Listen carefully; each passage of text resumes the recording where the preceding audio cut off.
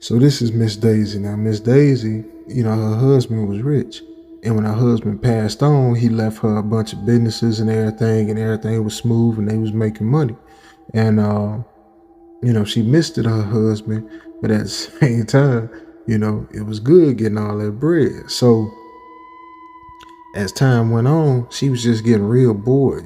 She had went everywhere and done everything, had everything, the nicest purses and fashion stuff and all that stuff. So it wasn't really much, for her to do on a day-to-day basis. So she had a driver, and her driver was a black man, and he was real, just real cool to her because, she paying him and all that, and they kind of became like friends. Now, what happened is he'd be driving her around all the time. That's where you hear driving Miss Daisy come from. So he'd be rolling around with her, and one day he realized something was just off about her. Like what she was telling him to do wasn't making sense. She was telling him to go home, but she'd be telling him to go the wrong way. And if he didn't go the way she'd tell him to go, she'd get upset.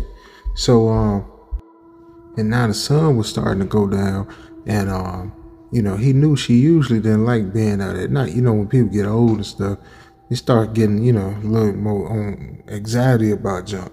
And then she was real superstitious because, back in the day, from back down south and everything, folk were always real superstitious anyway. So she told him, take me over there to the old graveyard. Now, he was freaking out at this point, but, he went on and did what she said because, she paid him good, and he knew that she can get her another driver easy. So he went on and did what she asked him to do. So she said, take me to the graveyard.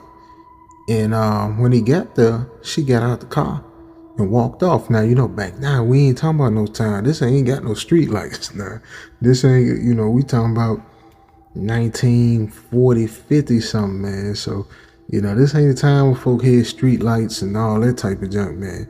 So he was there in the pitch black while she got out the car and ran off into the graveyard.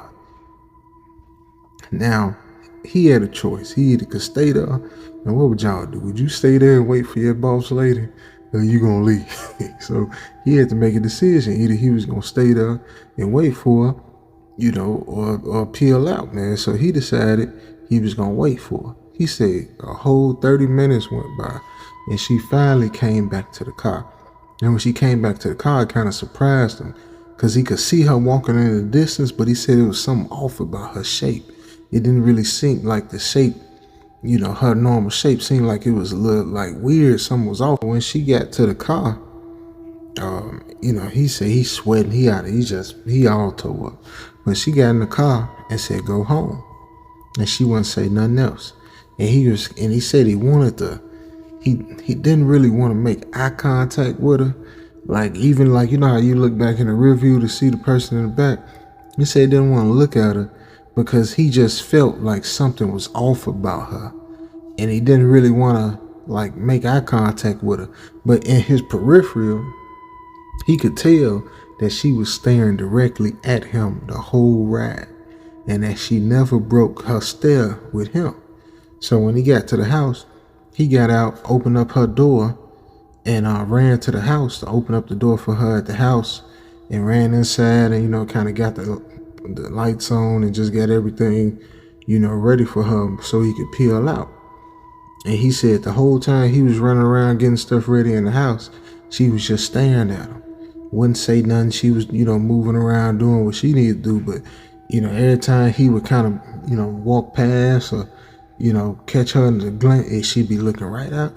So he gave her, good night, Miss Daisy, and got in the car, peeled off. Now, he stayed in a cabin that was on the plantation or whatever. She stayed in a big old pretty plantation house, and he stayed off in a little side cabin. And the window of his room was facing her house. So when he said he got up in the middle of the night, just to look out the window, and he said when he looked out the window, it was dark in his house, but he could see her sitting in the window, just still staring at him. And the next morning, he said, I'm gonna have to get it. Like, he basically, I think he might have had like a rifle or something back then. He slept with his rifle all night. And he said he gonna end up taking her out. So lucky for him, nothing happened. And the next morning when he seen her, it was like nothing ever happened.